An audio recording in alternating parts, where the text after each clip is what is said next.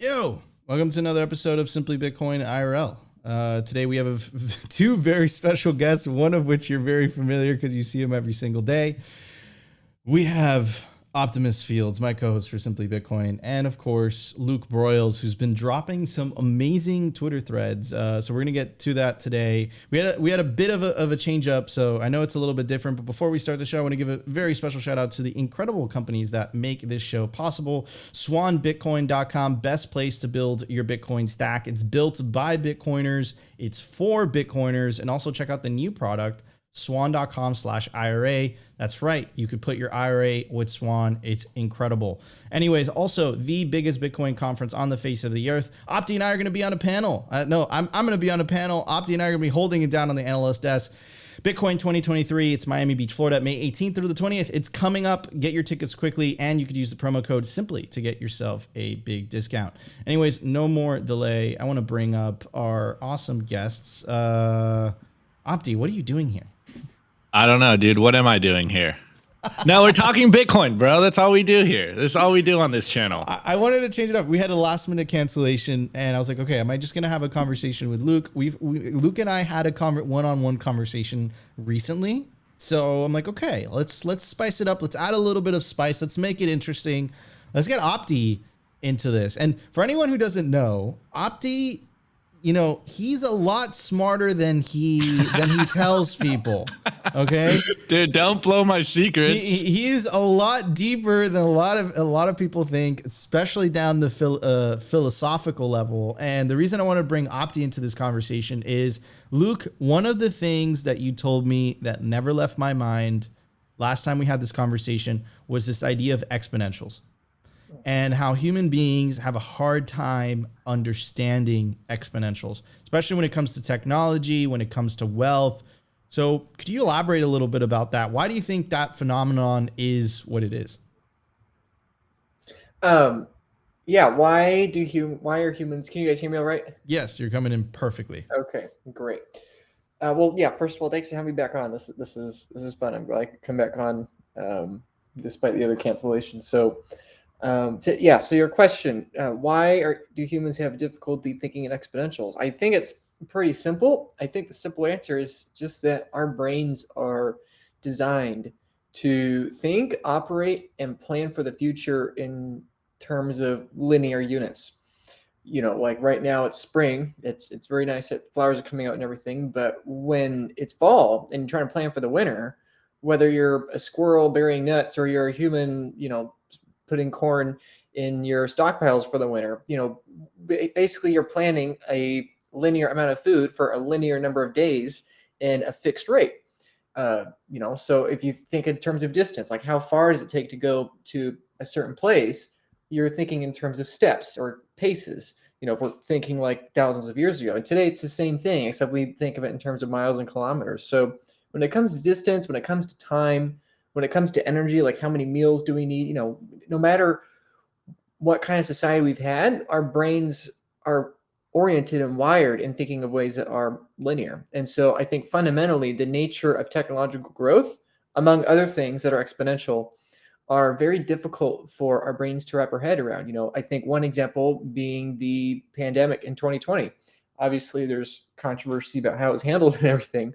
But one of the reasons it was so immediate and so fast, because it's the same thing with a disease. A disease can float around for months or years with virtually nobody having seen it, nobody have experienced it, because just doubling. But it's such a small amount that it's a small percentage of the general population. And then all of a sudden, it's like everyone is getting a disease and everyone's talking about it, because it's the same thing in virology, where, you know, you just have a doubling or exponential population, and slowly is the term. So I think whether we're talking about the rate at which diseases spread, it's hard for human brains to understand. I think we're talking about the adoption of new technologies. I think that's hard to understand.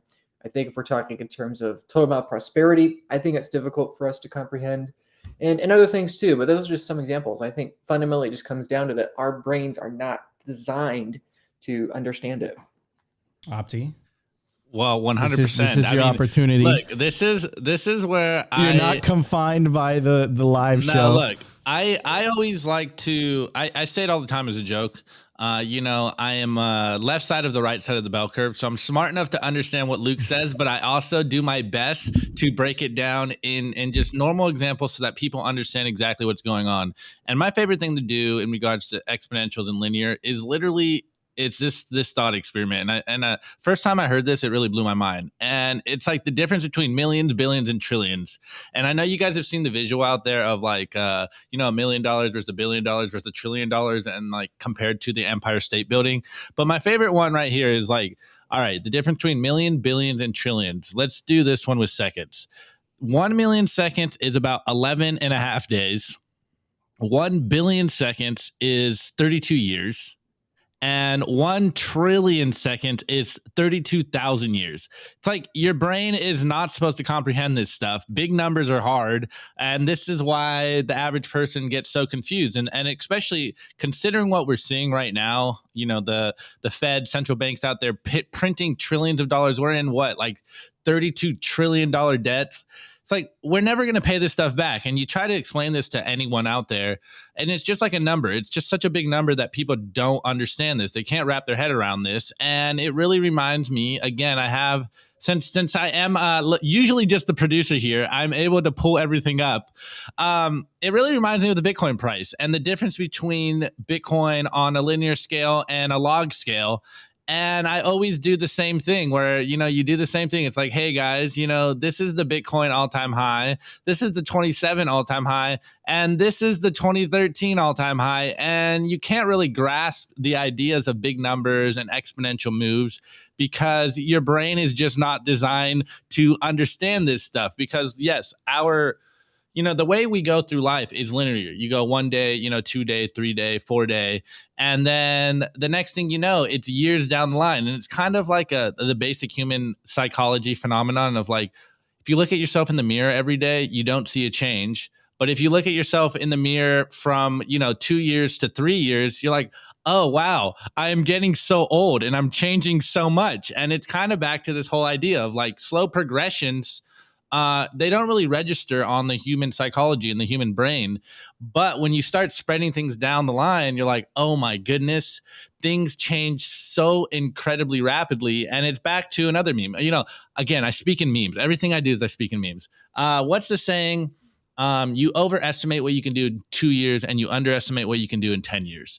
And again, it's just kind of like human brains aren't really meant to understand exponentials. We're just so used to linears that when you encounter them in your real life, it really messes up everything about the way that you think about the world because it's so counterintuitive. You're just like, wait, oh, everything I know is wrong. Wait, maybe I don't know as much as I know. And again, back to memes. What's the first thing in The Big Short? The Mark Twain tweet or comment. It's not what you know that messes you up, or it's not what you don't know that hurts you. It's what you know that really ain't. And this is like how humans work. Our brain is not designed to understand every variable in the world. You're really like you really work on a very very lack of detail and information, and then you make huge assumptions off of this. And then when you're faced with the data, you're like, oh wait, I was so wrong. Like, how did I get it so wrong? It's just like that's just how your brain works. And it reminds me of like movies and storytelling. Like the best storytellers don't give you all the answers. They don't tell you the full story. It's your brain that fills in all the process. And like, this is where we are. It's all just the greatest story ever told. And hey, numbers are really hard. And math's hard for me too. I just understand this phenomenon. Like I know that I know nothing. I'm going to stick by what I said in the very beginning of the show.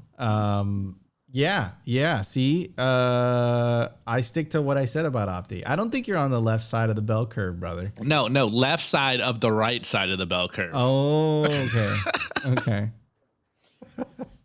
Anyways, Luke. So let's talk about Bitcoin. Right? Let's bring it up. Talk about exponentials. We got to talk about Bitcoin. We talk about exponentials. I know, like a lot of people are thinking it's like, look, the law of big numbers. It's a lot harder from Bitcoin to get from 28,000 to 100,000 than it was from $1 to $10, right? So I guess the question is, are we too late to Bitcoin? And then I'm gonna ask Opti the same question. I don't think I've heard his answer on that. Yeah, well, I think to add to Opti's point, and I love what you were doing with showing the Bitcoin price chart in both log and linear scale, because I think that's the exact point. And sometimes when I show that to people, they say, "Oh, that's cheating. You can't do that. That's not fair, or whatever." That's And my counter argument to that would be that it's just how reality works in like every facet of science, every facet of physics and chemistry. Reality is in exponential terms. Our understanding of reality is in linear terms, but reality is in exponential terms. We are here.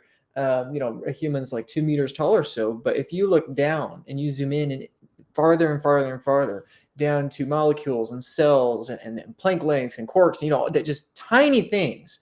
There are so many orders of magnitude smaller below us, and likewise, if you look outwards to the sky, if you look, to space, there are so many orders of magnitude out beyond us. We're ironically kind of in the middle here between, the tiniest thing that we can conceptualize and the whole observable universe. We're like more or less in the middle. And it's the same thing. If you want to map out the total size of galaxies, or the total mass or the total mass of black holes, you have to talk in logarithmic terms. Because if you map them on linear terms, it's like, well, the largest one just dwarfs everything else. So it doesn't become useful.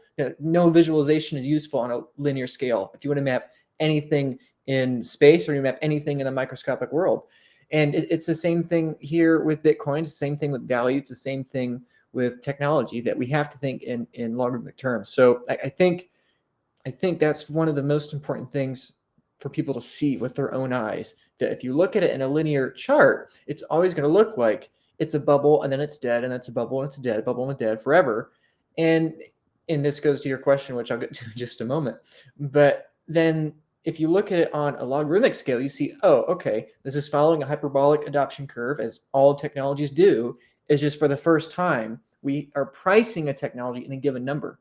It's like when people first invented the light bulb, or mass producing the light bulb, it's like there was no fixed number that all the light bulbs in the world was equated to, that you can then check 24/7 on your smart device in your hand all the time at 3 a.m. as you worry about if you lost all your money. that we've never had that before. It's all conceptual. It's never been something tangible like that we can see. But with Bitcoin, because of the nature of the technology, that's just how it is, that there is a fixed number, there is a given number that we're pricing them all within. And because we see that, we assume it has to be linear like everything else in our life we see, when in reality it's exponential like everything has been before it. So I think that's really important for people to understand, that this is true in all of nature.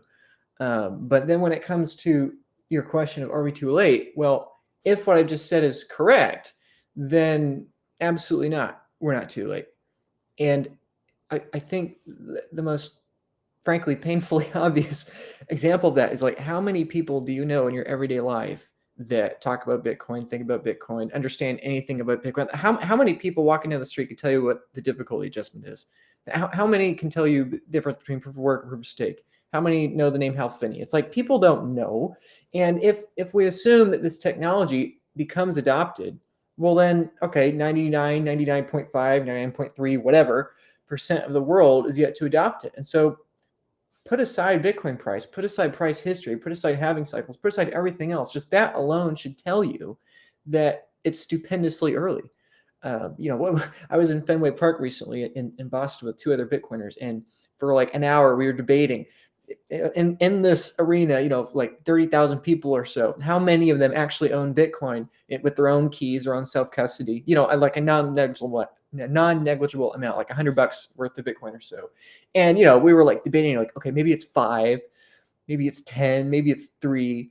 And it's like, no matter what, we just kept laughing ourselves silly, because it's like in this whole, it's one thing to look at a number, 30,000 people, and see a bunch of zeros, like you were bringing up Opti. It's one thing to see the zeros. That's another to sit there with the park and actually see the people and be like, wow, there's like at least 29,950 people here that don't know anything about Bitcoin. And if you continue Bitcoin's adoption curve over the next 30 years, it's like they're probably all going to eventually learn about it. So, and anyway, yeah, no, I don't think it's too late.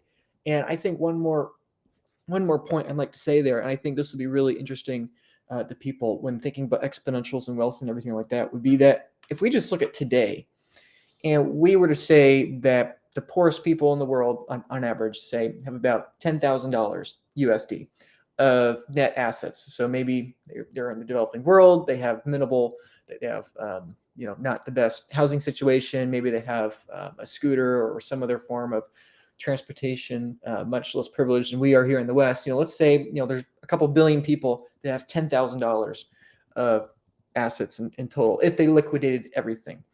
And then let's also assume that on the other far end of the spectrum, the very far left end of the bell curve, not in intelligence, but in wealth, we're talking about someone with $1 trillion. And I know some people may not think there are trillionaires out there, but I think, most of us know that it's a high probability there's at least one trillionaire out there in the world. Elon Musk is the public most wealthy person in the world, but, that's just because he's public. But anyway, if we assume that's a spectrum, it's like someone with $100 million US is like in the middle between those two extremes. And so it's like, if you want to look at someone that has like food insecurity, is just getting by, maybe making $3 US a day, between that level of wealth versus someone with $100 million US is like the same disparity in wealth between that person and the wealthiest person in the world. Or again, to use a Fenway Park or a stadium metaphor, it's like, let's say we take the assumptions and the estimates to be correct, and there's roughly 50 to 80,000 100 million millionaires. Like if we assume there are 50 to 80,000 people out there with a net worth of $100 million or more, basically if you took all those wealthy, stupidly rich and wealthy people, put them in a single stadium, there is just as much wealth inequality within the stadium as there is between the bottom tier of the stadium and everyone else in the world. And so all that to say is that, is it too late for Bitcoin? It's like, well, it's easy for our brains to think we're too late because we look at Michael Saylor, we look at people that bought in 2013 or 2012 or 2011 or 2017 or 2019, and we think that, oh, we're too late because they have 10, 100, 1,000 times more sats than we do, or so much more Bitcoin than we do. There's no way it could ever possibly catch up. And there's no way.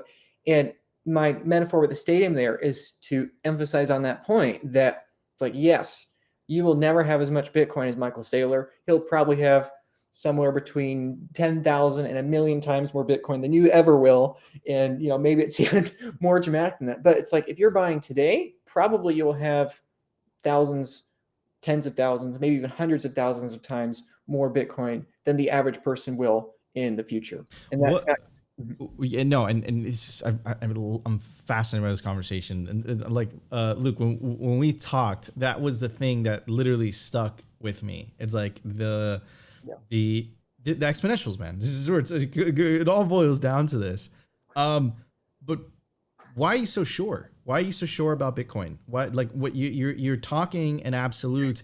And again, the only reason I'm giving you pushback is Opti. I know Opti and I feel the exact same way. It is absolute to us, right? We ask ourselves this question every single day. Like, are we crazy or are we just right? Opti and I talk a lot. For anyone that doesn't know, we are constantly talking. I think that's the only way that we do what we do. But Luke, I don't know. We don't talk as much. I mean, I think we might in the future. If you know, you know. Yes. But yeah. Why are you so sure? Why are you so sure? Yeah, well, that's a great question. I'm glad you asked that. A lot of people think that I'm lost my mind because I am speaking such absolutes, and they're such bold claims. It's like, it's so bold, it's so ridiculous, and I'm speaking with such conviction. It's like who is it? I mean, it's like, okay, what do I know? I'm a 24-year-old, just what do I? But the reason I speak with such absolutes is because I've just thrown every ounce of my thought at this, and I'm not saying that I'm any smarter or less smart than anyone else. It's just that I've thrown my brain at it, and I can't find a way at which this isn't the most probable outcome. Perhaps it's not the outcome that occurs. Perhaps there's a 51% chance I'm right and 100 different scenarios in which it doesn't, but I think it's more probable than not that this is the case. And why? And why? Yeah. Why do I think that? Well, what is Bitcoin? Bitcoin is just a piece of information. And history shows that information is really difficult to destroy. The Bible has survived. I was just in Israel last December, and I visited Qumran and the Dead Sea, which is where the Dead Sea Scrolls are found, all that. And it's amazing that basically a bunch of goat herders and people from the ancient world were able to meticulously preserve the Hebrew scriptures that now is the Bible, for thousands of years with their primitive ancient technology. And it's like, well, with Bitcoin, it's a similar idea in that it's just information. It's just, lines of code. And as long as somebody somewhere is keeping that code alive and, has their computers plugged in, mining it, running their nodes, all that, keeping the network alive, it's like, that's incredibly difficult to kill. And so, yes, it's possible that Bitcoin does not gain mass adoption, but Bitcoin is just an idea. Bitcoin is just information. And number one, I think it's a very safe assumption to assume that if enough people care about the information will survive. And number two, that the best idea wins, like every time. The internet was a better idea than newspapers because the internet has, again, talking about exponentials, hundreds of thousands, if not hundreds of millions of times of more applications and connections than newspapers ever could. And it's the same thing with every other paradigm in history. Locomotives were a better idea than horses. Horses were great. Horses were the pinnacle of technology for thousands of years until suddenly we found a way to manifest the idea of transporting massive amounts of people, massive amounts of resources across space via the locomotive, and the best idea won out. And so why am I so absolute in Bitcoin? It's like, well, assuming that information survives and assuming it's the best idea, then it should just take over everything. And I'm very confident it's going to survive. I'm most confident it's going to survive. And I'm pretty confident that it's the best idea. I mean, what's the other answer, guys? Like silver? Central bank digital currencies. Central bank digital currencies? Like what? Shiba? I mean, gold is the best idea besides Bitcoin, and it's a really good idea. I'll give the gold bugs their credit. Gold has worked for thousands of years, and it's a really good idea. But why has gold not been transacted with for hundreds of years? It's like, well, we just can't do it anymore. You can't have an analog, metal keep up with the velocity of money we need in the modern world. Transactions are so small, so instantaneous, and they're so numerous that it just seems like an inferior idea to Bitcoin. And that's not saying it's a bad idea. It just seems that Bitcoin's a better idea. And so anyway, given those two assumptions, I don't see any other outcome unless there's a better idea coming along. But it's been 14 years. No one's had a better idea. And I don't even know where to begin to think about a better idea. I don't know how you get better than perfect scarcity. Yeah, dude, beautifully said. Opti, you want to follow up on that? I mean, hard to follow up on that one, but on your last point, we're Bitcoiners aren't the first ones to talk about the idea of Bitcoin or the idea of energy money. There's been a lot of great thinkers around throughout the history of time, the modern history, talking about energy money. And again, to talk about what Luke said, it's like, I don't know how much better money we can get. We already have the energy money. How is there going to be a 10x improvement on Bitcoin? I'm not that smart, and I'm almost positive we can't find a 10x improvement on Bitcoin. And to Luke's point, I know I get pushback when I say this, but gold failed. Gold failed in the modern world, or else we wouldn't be in the fiat world that we're in right now. And Bitcoin is a 10x improvement. It might even be a more improvement on gold, but it's definitely a 10x improvement on fiat. And this is where we are right now. What's the economic law, Gresham's law? The best money will win, the best idea will win, as Luke was saying. And again, I am fundamentally team human. I'm not optimistic fields for no reason. I fundamentally like to always look at the bright side of things. And I really do think that as much as humans are, the most evil thing on planet Earth, the apex predator, we are also the best animal on planet Earth. So I try to balance these ideas of we have so much room to grow, but we also have to acknowledge who we are. And so I always try to point things in team human. So I'm always hopeful on humanity. And I think that humans fundamentally will wake up to the idea of Bitcoin. And I fundamentally always try to look at the good side of humans. And it's look, fundamentally, I believe that humans want freedom. Whether that is true, I'm still up to the idea that maybe I am wrong here. I look around and I do realize that we are a herd mentality. We are a social creature, and we do have to look around and look at our friends and our tribe, and basically try to understand what's the best movement forward. But I do believe that as much as collectivism seems to be maybe like a natural phenomenon in human psychology, I do believe that humans want freedom, that humans seek freedom. And then if you add that with the idea that we need a technology to save it, fundamentally, we're not moving into this utopian world in 10 years. Like, I know a lot of Bitcoiners talk about like, oh, money's going to disappear overnight. And I'm like, guys, like, let's not recreate the wheel here. Human psychology takes a long time. Again, talking about exponentials, it takes a long time for human psychology, human behavior to change, whether that's, 10 years, 100 years. I think we will get to a point where we look back now and we're like, wow, we're basically living in a utopian world compared to where we are now because of our productivity, because humans are able to save. But back to the idea, like, Bitcoin is an improvement on our money. It is an evolution of our money. And fundamentally, right now, we have broken money. The technology that we use for money is broken. It doesn't work. The only reason it's working is because we have, people, PR people out there, lawyers and attorneys, and the small cabal of people in control of the money that still are pulling the wool over the eyes of the majority of people. And I think we're getting to a point now. And of course, I know that you can kick the can down the road a lot longer, but I think we're getting to a point now where reality will start to push back on the fake world that we are, clown world that we live in. And I really do think that, hey, maybe it's after this halving, maybe it's after next halving, but there will be a point where the central bankers, the bureaucrats, as I like to call them, the unproductive class, completely lose control of the financial world. Now, do they have they pulled out all the tools in the bag yet? Probably not. No. But yeah, exactly. But I do think that slowly but surely humans are waking up to this idea of, wait, why am I being pushed so hard? Like, why is the trajectory of humanity moving in this way when there's a fundamental divide between what I view as a normal individual and what the official narrative is? And I go back to, like, I'm team human.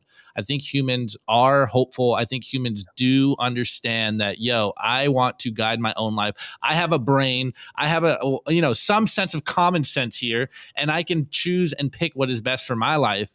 And the fact that I am getting corralled to use something that steals from me, which is the status quo, which is a broken money, I think humans will wake up to this. And back to the original question, like, are we early? I do the same thought experiment that Luke does. I do this every single time I go out. Look, guys, I am not perfect. I still go out and hang out with my Bitcoin friends. We'll go get some drinks. We'll go to the bar, and I'll look around. This happens without fail. Every time I go out, there's a moment when I'll sit there, I'll order my tequila soda, and I'll chill, and I'll take a sip, and I look around and I just think, like, okay, how many people here have Bitcoin? And every single time, without fail, exactly as Luke's doing, zero, without fail, I default to maybe one or two people hold a little bit of Bitcoin.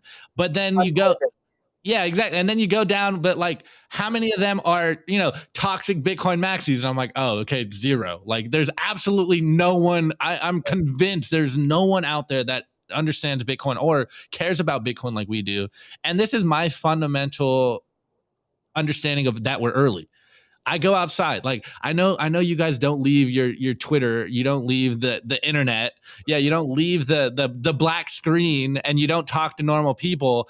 But I don't think normal people, for the majority, have woken up to Bitcoin. And when I go to the grocery store, I still use normie grocery stores, guys. I know, tomatoes. But I walk around, I'm like, how many of these people have Bitcoin? Probably none. How many of them understand Bitcoin? Probably even smaller. And then it's like, okay, I know that people have heard about Bitcoin. I'm convinced that almost everyone on the planet has at the very least heard about Bitcoin. But do they understand it like we do? No. I know for a fact that this is the case because I say it all the time. I know Bitcoiners like to say, oh, the Bitcoin price doesn't matter, yada, yada, yada. I think that's wrong. I think in the Bitcoin, like the way I look at the Bitcoin price is, in my opinion, the Bitcoin price is a real time metric of people's understanding of what Bitcoin is. And again, I think humans value freedom. I think humans value something that they can save in. And Bitcoin's under 30K right now. Like on all metrics, it is so undervalued. It is so early. And that what, like we just said, Bitcoin's a 10x improvement on gold. It's maybe 5% of gold's market cap, let alone when we go in. Yeah, exactly. Like when we go into the Greg Foss numbers of the total addressable market, it's like $900 trillion. Like, even if we get fractions of this, we are still early by every metric. And I'm reminded of something that Luke said the last time you guys talked, and it really stuck with me. And you said, looking backwards at the Bitcoin price, you can think that you're late. But looking forward, especially since none of us have a crystal ball, we have no idea where this is actually going. We don't understand exponentials, and of course, it takes a lot of energy to turn around the Titanic. But looking forward from here, I think we are going to be absolutely blown away by how much the sats we have under our control right now are worth in purchasing power moving forward. It kind of, again, reminds me of what CK says, 37 sats for generational wealth. And maybe that is hopium. And maybe it is a lot of us thinking like, oh, we're so much smarter than we are. Like we're so much better than we are. But I fundamentally think it just back to just some basic logic. Again, I break this down, left side of the right side of the bell curve, break this down as easy as I can. I look around. I'm gonna get upset every time, dude. It's Nico. Don't sell me too much. I look around and I know that most people don't have Bitcoin, and then I understand how big the total addressable market of Bitcoin is, and it's like it on every metric. It is we're so early. It really boils down to like, the world doesn't understand what Bitcoin is, and we have this opportunity now. We get to usher in the next era. We are the ones that understand that Bitcoin is an improvement on our money, the evolution of money, and no one knows. Like no one understands this, and all we have to do is just evangelize Bitcoin, wake people up to this, get Bitcoin in people's hands, and slowly but surely, we will be vindicated. And hey, we got time. We're all young. I'm 30. I'm in, my early 30s. Like Luke's mid 20s. Nico, you're 30. Like all we have is time. And now our time is valued more because we hold Bitcoin. It's like, man, I hate to say we already won because it makes us like apathetic, but like Bitcoin is the best technology.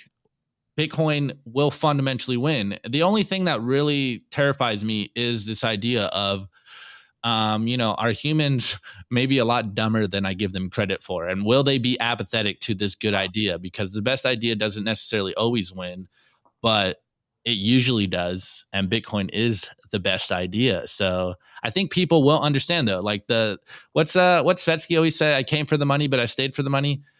We all FOMO'd into Bitcoin, and here we are afterwards like, oh, I am so glad I FOMO'd into Bitcoin because now I understand what is actually going on in the world. Yeah, like after you pay your dues, and I kind of want to focus on that point, Opti. You buried the lead a bit, right? And it kind of reminds me of this question that Natalie Brunell asked Michael Saylor in a Coin Stories podcast, and she asked him, she said, what keeps you up at night? And I'll never forget his response. His response was, people just don't care about sound money, or people just don't care about money. And my girlfriend had a very astute observation. I brought this up to Jeff Booth too when he came on the show. And I think I scared him a little bit when I said the response, but I said, and one of the things I love about my girlfriend is that she's very intuitive. It's like something that, we, most of us like go through this thought process and we're like thinking about, it's like, okay, this is how I get to this conclusion, where she's just like, this is what I see. And it's like, it's that intuition. And she said something very similar to Michael Saylor, something very similar to Opti, which is like, I think sometimes like Nico, it's like, you're right about everything, but you underestimate how stupid people are. It's just a terrible way of saying it, and I apologize. But, in a way, I'm thinking about what Opti was describing when he goes to a bar and he grabs his tequila soda and he looks around and people are just distracted by the bread and circuses. So, I mean, Luke, how do you incorporate that into your answer? How do you incorporate that into your thinking, right? We're right. Obviously, we're right about Bitcoin. Obviously, Bitcoin is the soundest money the world has ever seen. But you could have said the same argument. Communism is definitely a bad idea. The incentives are not aligned. Economically, it's unviable, but holy thing, that thing does not go away, right? You still have Cuba and North Korea. They're full balls to the wall. They're attempting to make it happen. So what about that, Luke? What about just human nature in general? Does Bitcoin need everybody? Well, there is a lot there between you guys. That was a lot of, I was taking notes. Yeah, a lot of things to think about, comment on, like everything you just touched on. It's so hard because we just start going and it's like there's 10 different rabbit trails there. And it's just, you can't even get halfway through one of them in a 90-minute podcast. But anyway, yeah, so your question, like about human nature, basically, if Bitcoin's biggest threat is that people don't care about sound money, and I think Michael Saylor's right, people just do not care. I think there's just two ways to look at that, that build off each other. I think one way is just, again, to go back to exponentials and think backwards and remember that most people don't care about solutions because most people don't realize that these solutions are solutions to problems that don't even exist yet. Like 100 years ago, one of the biggest problems was that there wasn't enough nitrogen. There wasn't going to be enough nitrogen to feed the world. And everyone thought it's going to be global famine. We're going to have to cut down all the trees in the world and plant all these crops because there's just not going to be enough nitrogen. It's going to be overpopulation. It's going to collapse, be mass famine, just basically doomsdaying. And it's like, essentially the Fritz Haber process with nitrogen and everything of that sort basically has allowed us to have an extra 4 billion humans alive today on the planet. And actually, most people don't realize this, but now we're using less forest than we were in the past, in the recent past, and we're cutting down less trees in order for crops and everything like that. So it's my point being that how do you explain somebody in the 1400s, or how do you explain to somebody that doesn't know anything about chemistry because it's not been discovered yet, the significance and the importance of discovering a given procedure and creating nitrogen and putting it back in the soil to feed your? It's like you can't explain these solutions to people of the past because they can't picture the problems. Likewise, you can't, again, the locomotive versus the horse, you can't explain the significance of the locomotive to people that are only thinking in terms of horse problems. It's just, you can't do it. And that's why I think a lot of it is stupidity, especially with certain people perhaps. But I think more than anything, it's just that it's hard to communicate different eras. And that's why I emphasize ancient world, modern world. So I think that's one component. It's just that humans have trouble understanding. But I think the second component regarding human nature is that I believe that all humans have a fallen nature. One of the things Opti was talking about was desiring freedom. And the great irony in that is, I'm a Christian. And so I believe, in Genesis about when Adam and Eve took the fruit, I mean, what were they really doing? They were craving freedom. They were taking the fruit and saying, we reject God's truth. We reject God's authority. I don't want to get all theological here, but it's basically the same idea that we want to be in charge. We want to have our own freedom. We don't want to submit ourselves to God. We don't want to obey. We want to disobey and do our own thing. And so I think you're right. Not even just a philosophical or historical sense that people want freedom. I think it's true in a spiritual and a theological sense too, but that's all I'll say about that. But I think ultimately because of that, because our desire for that freedom and our desire, I would argue as well, for corruption is so deep that as long as we have the ability to force that corruption onto the world and force it onto others, if we are able to do that, eventually it's going to happen. Because even if we're righteous and even if we're, goody two shoes or whatever, and we don't hurt other people with our own power that we have, eventually someone's going to do that. It's like 100% certainty. And so you mentioned North Korea, you have all the people in China and people in other areas of the world too that are under just incredible amounts of tyranny. And I think the difference with Bitcoin to all these other tools is that we haven't yet found a way at which humans can gain control of Bitcoin again. We haven't yet found a way at which people using Bitcoin or operating within Bitcoin can exploit it to corrupt it or damage other people or harm other people, both in terms of their finances, non-violently, and also violently. And I think that's the really important distinction with Bitcoin to all these other technologies. And I think that's the really key point that most people don't understand why the Bitcoiners are so passionate. It's like, that's the big deal. The big deal is that for what seems to be the first time in history, we have a technology that its own operation and survival is inherently separated from humans' desire to corrupt things. And so, yeah, I think it's a real problem that people don't care about sound money. And I think it's a real problem that people are corrupt. But ultimately, I think the design of Bitcoin is that it's designed to function and not harm anyone, even if all the actors within the network are trying to harm each other. And I think that's why Jason Lowery, for example, with his software thesis, which is very controversial, I think that's like one of the really important pieces of the Bitcoin thesis, is understanding its incentive structure change to warfare and violence in general.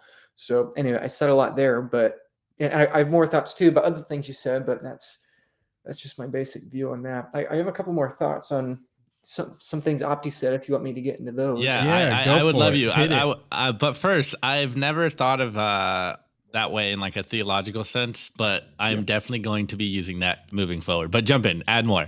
Yeah, no, yeah, that's what it is. Adam wanted freedom, and people. That's I on Twitter, I both make it known I'm a Bitcoiner and a Christian. It's like that's one of the things that people, our Christians talk about. It's like you're a slave to God and you obey Him. But anyway, it's like this fascinating connection between pride and freedom. And but anyway, that's that you could have a bunch of rabbit holes. Yeah, I mean, let's explore those rabbit holes. We're gonna release this on Saturday, so for anyone, hold on, Opti, you take this. Well, I don't know where you were going with this one, but ignore Nico. Luke, what were your other thoughts? And we'll jump off those because I do have some stuff. No, okay, sorry. It's very important conversation. All right, really back in. We're pivoting back. Just like Jay Powell. Okay. Right. Yeah, right. Turn on the money printers, Opti. Opti and I are Christians too. Great. Okay. We cool. just keep it to ourselves. We don't really say anything. Sure. I mean, it's a very interesting topic because it's kind of like a theological topic, right? And I think the reason that, for example, Luke, I keep it to myself is because the moment you say you're Christian, things happen. Things happen, right? And you're interpreted differently and people look at you differently, right? Well, it's a buzzword. It's like Bitcoin is a buzzword. Whenever you say Bitcoin, everyone in the financial space has an opinion and like their brains shut off more or less.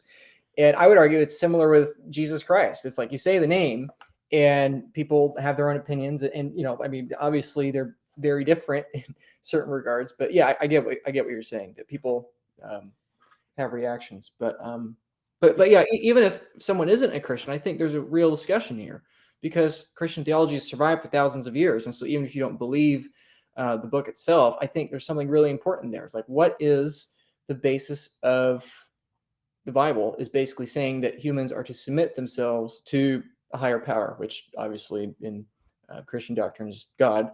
But what is Bitcoin promising to solve? Well, if money is the technology at which we value everything else in society, then somebody coming in and saying, I can print money, is them saying, I am God within this paradigm. Because I am creating money out of nothing. Let there be light. I am making something out of nothing. I can violate physics. I can do what I want. I can reap without sowing.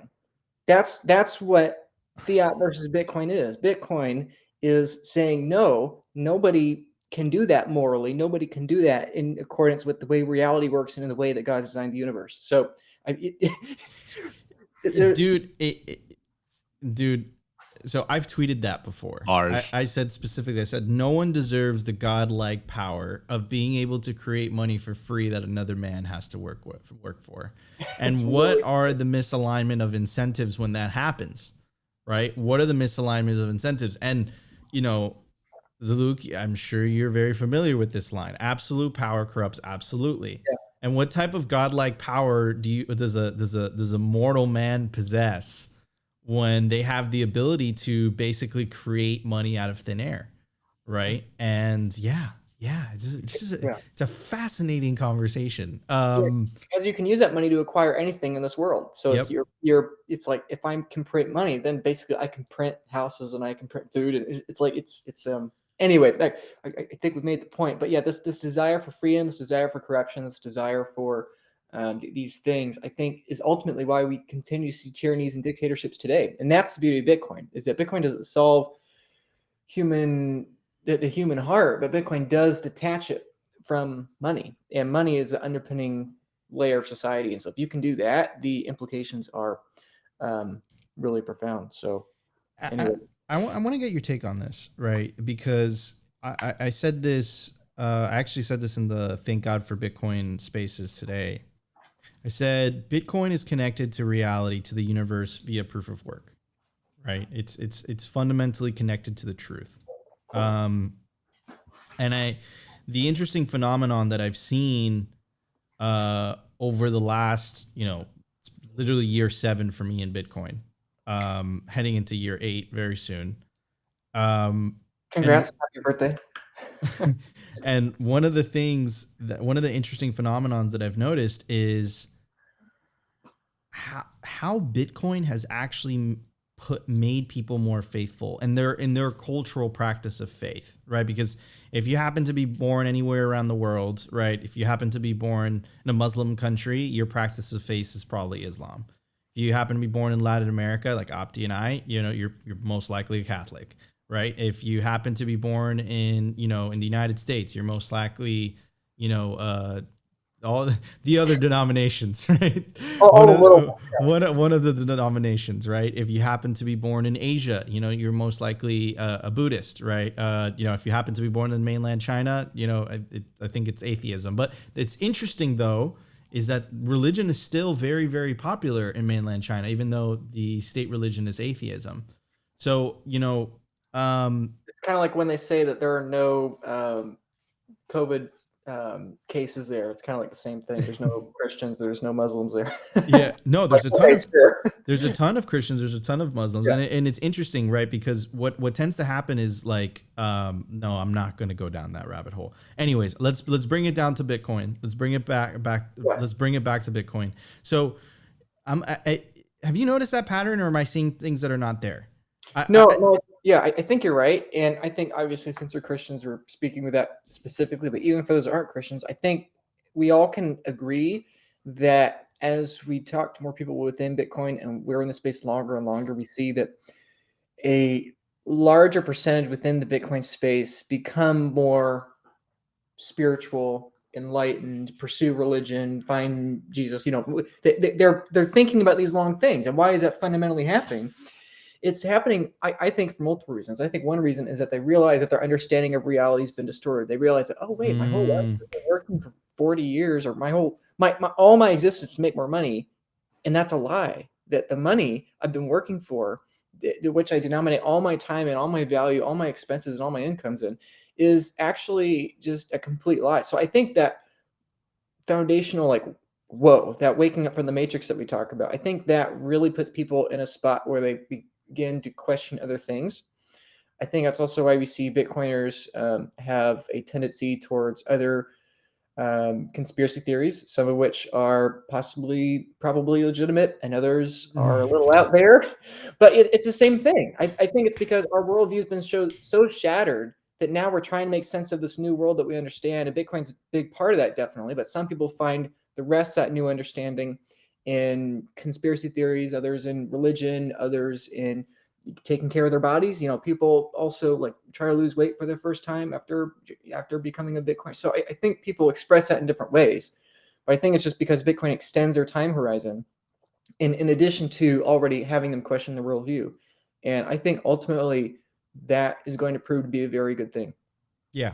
Yeah, exactly. And the awesome part about Bitcoin too, right? And we've been talking a lot about Christianity, is that it's inclusive, right? And that's the beautiful part, right? Is that it's not exclusive, right? At whatsoever. It doesn't really matter what you believe in.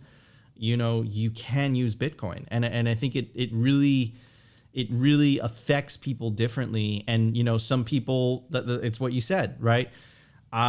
Seed oils, no more. I'm going to start eating just all carnivore. Some people are like, let me get my body fit. Some people are like, I found God again. You know, it's exactly like once you break that fiat matrix, and you start to realize, you know, we've all been down this rabbit hole. The first couple of years that you're in Bitcoin, you start having like, you don't understand. And it's like you go to your loved ones and you're like, but you don't get it. And they're like, you're fucking insane. Like, leave me alone.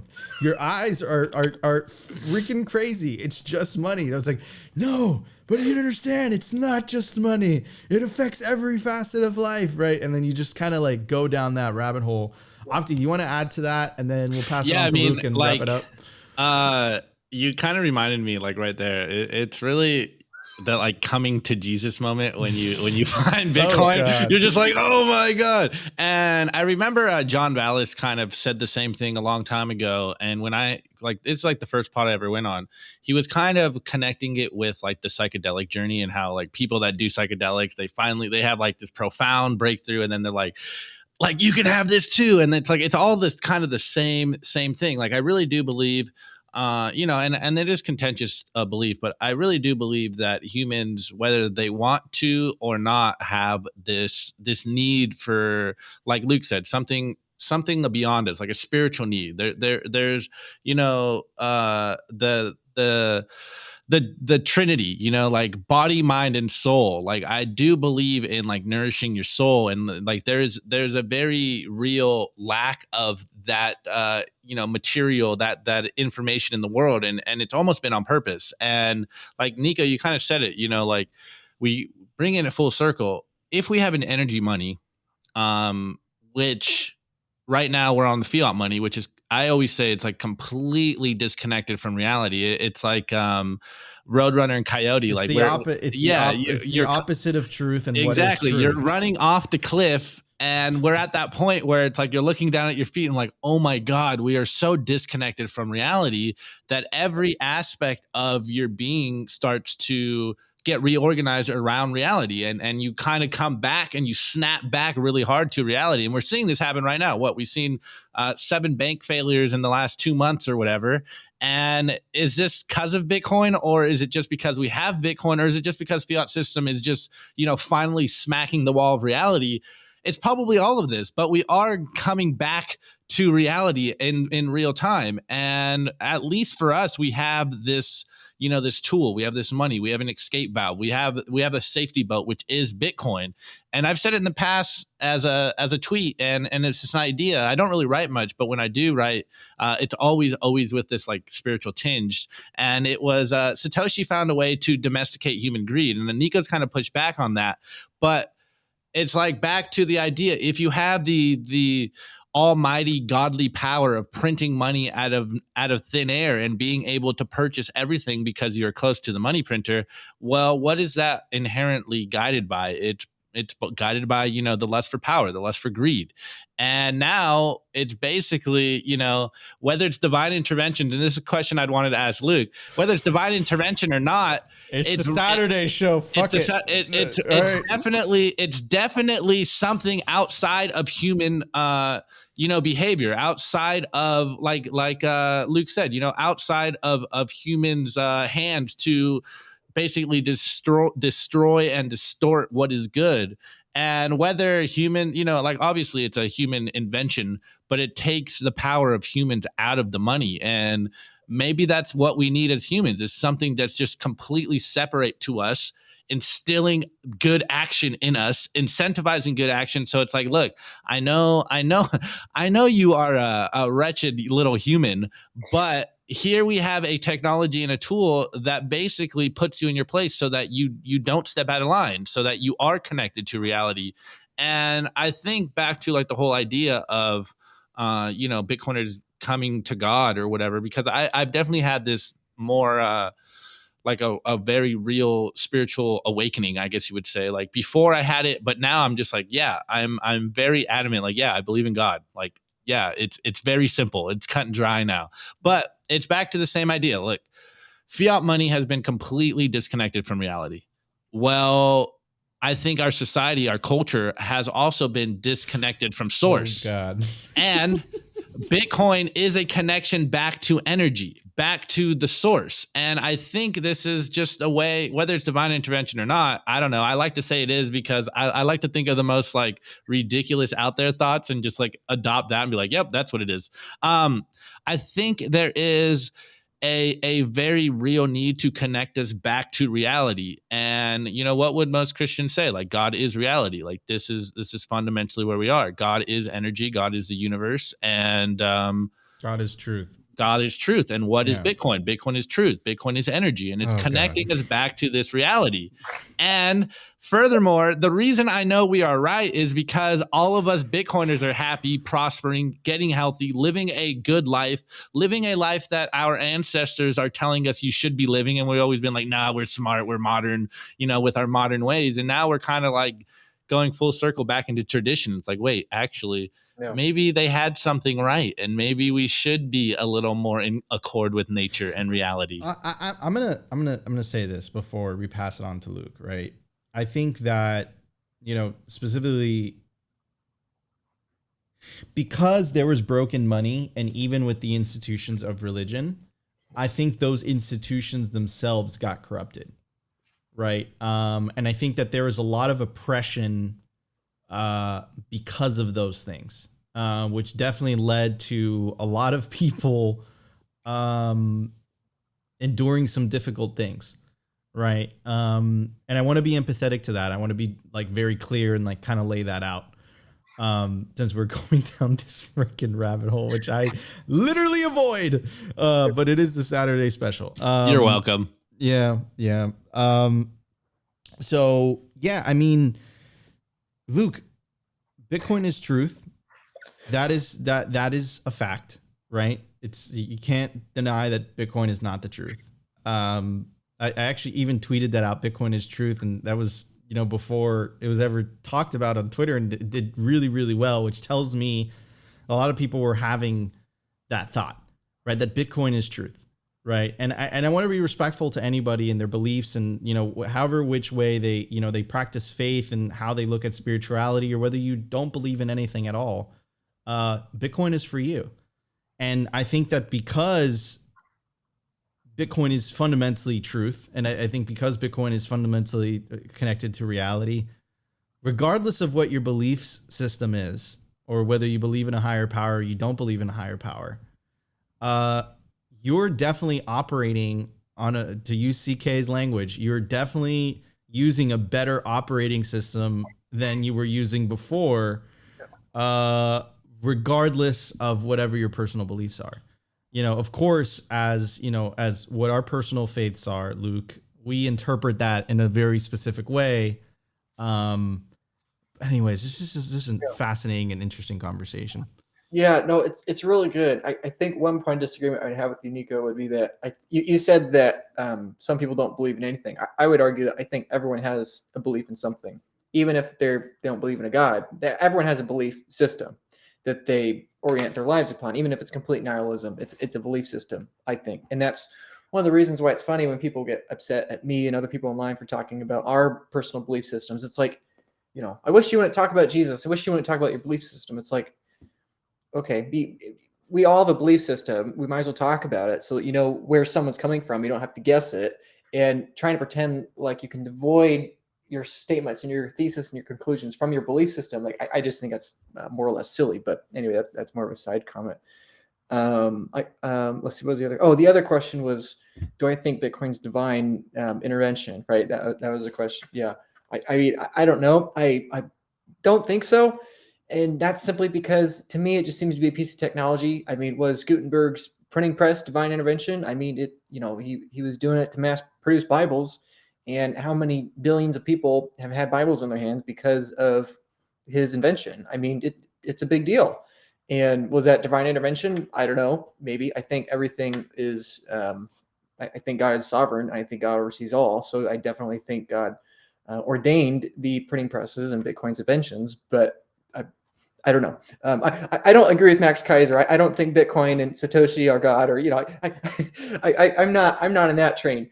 Bitcoin is technology and it's wonderful, but I don't think it's a god. But yeah. Anyway, I have a couple of closing thoughts, I guess. Hit just it. to like wrap so much. Yeah, I guess the first thing to say, we were talking about absolutes earlier, and I think something important to say, building off of everything we've been saying about human nature and exponentials and everything like that. I think one thing that's really important, I've said it on other shows, I don't know if I've said it on this one, but I think it's crucial to emphasize that if this is correct, it has to get worse. Like the current system has to get worse. Because again, if we understand the current global monetary and therefore economic system from this lens, well, Jerome Powell, Janet Yellen, all these people are essentially gods of these systems, of this system. And because they are gods of this system that come out onto their altars, their podiums, and they declare, what's going to change now. We're going to change the values. We're going to change the structure of everyone's value. Or, it's the same thing. In the same way that pagan gods of ancient religions, or the same way that of polytheistic religions, or the same way that God of monotheistic religions comes out and decrees rules. It's the same thing that these central bankers do. And because they're human, because these positions exist, because these altars of sacrifice exist, it has to get worse. Money is information. And if the money is surviving as a function of distortion of truth and distortion of reality, it's like it can't come back to reality without collapsing. And it can only continue to survive if it's further devoid from reality. So it's like, people, and this is why I think there's such a stark divide between the Bitcoiners that are like trying to find truth and like have an optimistic view because their time preference is lower, versus everyone else that's more pessimistic. The news cycle is so pessimistic and so absurd. And ultimately, it's just, why is that? It's because if you're in this value system where you have a monetary component, it's surviving with all these human gods, and all humans are corrupted in this moral sense. I mean, it has to get worse. If money is information, it survives in misinformation, it has to get worse. The amount of centralization has to get worse. The wealth inequality being distorted from natural wealth distribution, that has to get worse. The political sphere has to get worse. Speaking of absolutes, if Bitcoin survives, everything outside of it has to get worse for the users within it. And within Bitcoin, everything is almost certain, and I would argue absolutely has to get better, because everyone that joins in can only have wealth and build within that system if they provide value to other people within that system. So it's like it inherently has to get better. So I think that's something really important to emphasize for folks. And I think, and I get asked a lot, why do I put in the work and do all these shows and whatever? And we were talking about psychology earlier. I think it ultimately comes to that this discussion we're having, which is way out there. I think it was Opti that said it earlier, but basically that human psychology will eventually catch up, and it's going to be, not a decade or whatever. And I think I agree. It probably won't be super fast, but I think one point to add there, I think that all three of us and probably everyone within the Bitcoin space fails to realize, is that at a certain point, people are going to be beginning to adopt Bitcoin and not even understand why they're adopting it. Like everyone adopting Bitcoin right now is putting in the work and thinking it through and putting in time, but it's like most people don't think, and most people are going to adopt this without understanding what's happening. And so if we think in our minds like, wow, like me, Nico, it took you 7 years, I guess. For me, it took like 4 years or whatever. I don't know how long it took for you, Opti, but it's like for us, it takes years, so it's like if adoption is to double from now into the next iteration of time, say the next 4 years, that's a lot of intellectual thought that takes time for people to adopt. And this is why I so continuously am emphasizing people to get off zero, even if they don't like Bitcoin. It's just because I am very confident that at a certain point, there's going to be a tipping point where the only remaining people left are those people that just follow the herd. And that's not putting them down. That's not saying that they're all stupid or whatever. That's just saying that the speed is only going to increase, and the realization once you have that is that basically it becomes obvious that we're early, because the only people paying attention right now have to be early just by game theory. It's like if you have it oscillating down here, and then you just have the hyper J curve or whatever. It's like, Well, of course, literally everyone in the Bitcoin space right now buying Bitcoin has to be absurdly early, like just like inarticulably early, because that's the only way it could be. Because there's before and after. There's before mass adoption, where the people that are following herd mentality aren't here, and when they're here, including the nation states, including the sovereign wealth funds. And so, anyway, I think that's really important. And I guess one little fun accounting thing or one fun numerical trick in your mind is to think about the number of satoshis in each block and then divide it by number of humans. It's it's quite. We're so early.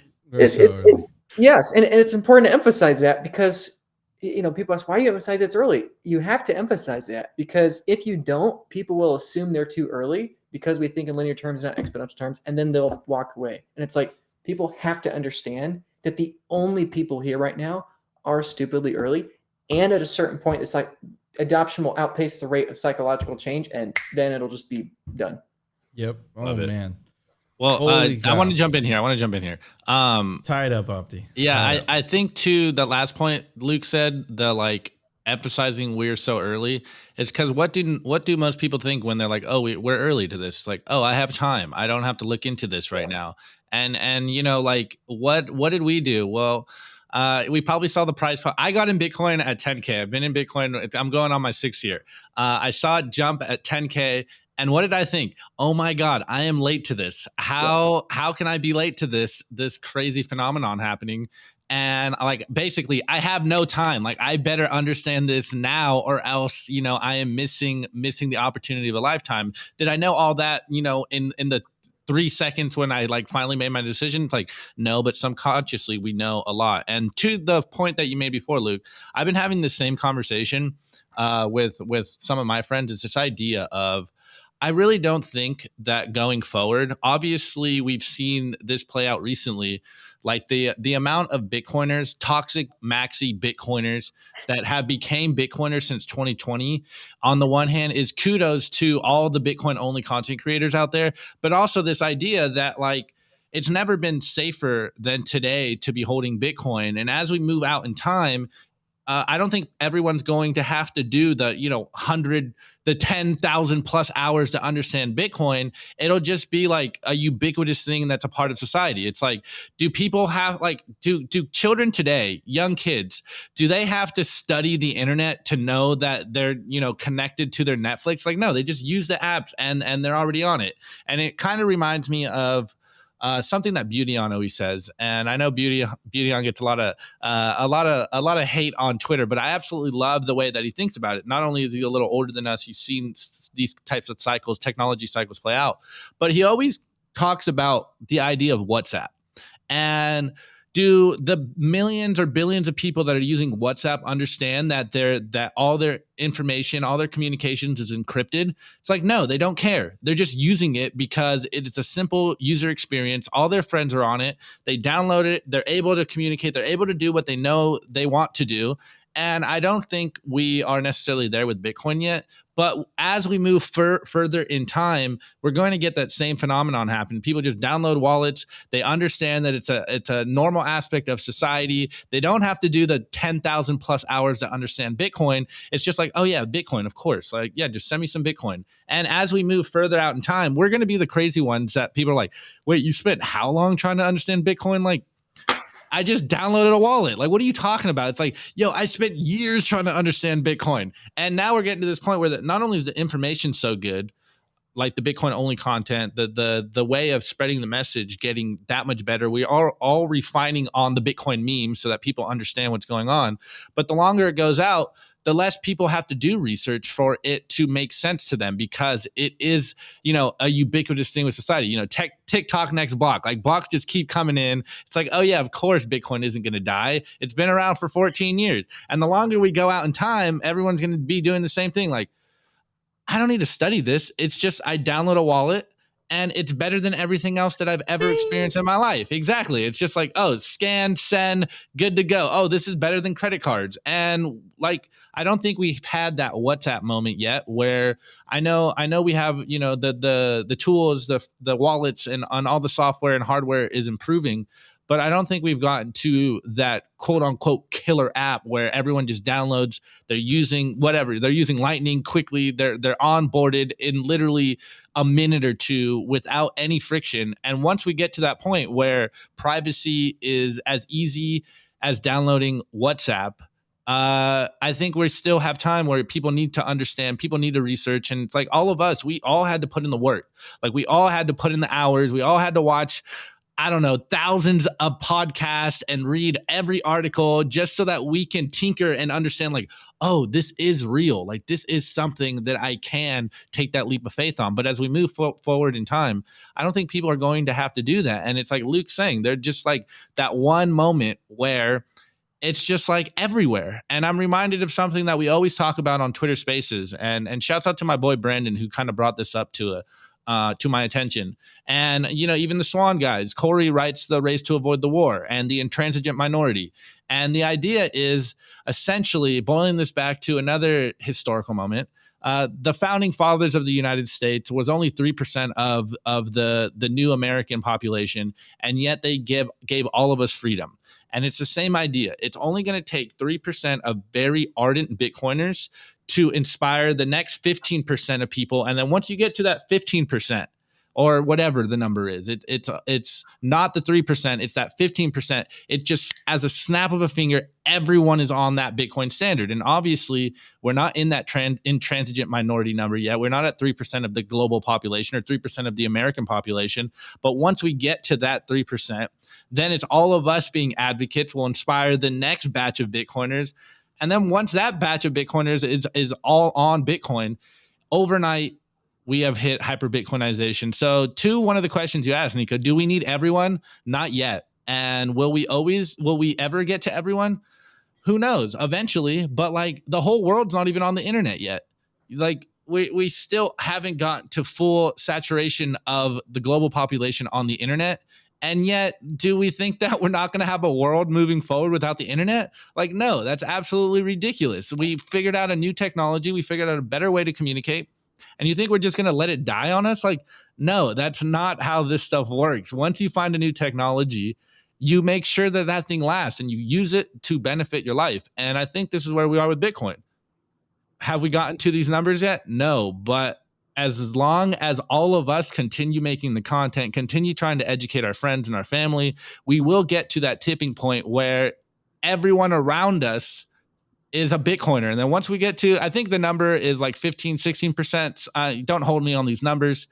But then it's like hyper Bitcoinization happens overnight. And again, it's just the idea of WhatsApp. It's just like get the tools out there. People won't have to understand, Lightning liquidity, coin join, and, all the stuff we have to understand. All they have to know is write down your seed phrase, download a wallet, send Bitcoin, get Bitcoin into everyone's hands. And then overnight, it's like, oh yeah, of course I save in Bitcoin. Like, what are you? What are you, a boomer, Bitcoin boomer over here? Like, I think we really are this early to it. And we really don't understand, again, full circle. We don't understand exponentials, and Bitcoin is that exponential technology on all the technologies we have currently. And do we know how this is going to affect society?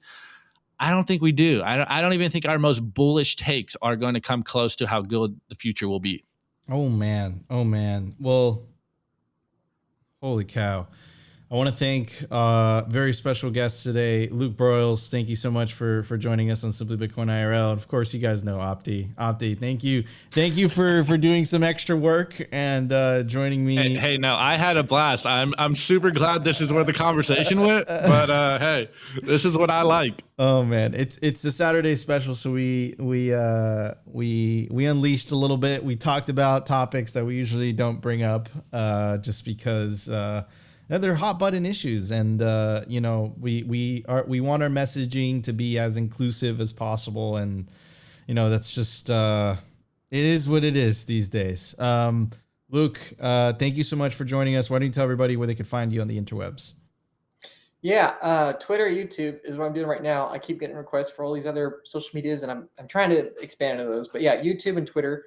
It's funny. Opti mentioned founding fathers. I just made like a 30-minute video about comparing Boston and the Boston Tea Party to Bitcoin. So anyway, yeah, YouTube is sure. Yeah. Awesome. Well, man, thank you so much for joining us, like I said. And guys, we'll see you on Monday for another episode of Simply Bitcoin Live, 12:15 p.m. Eastern Standard Time. See you guys later.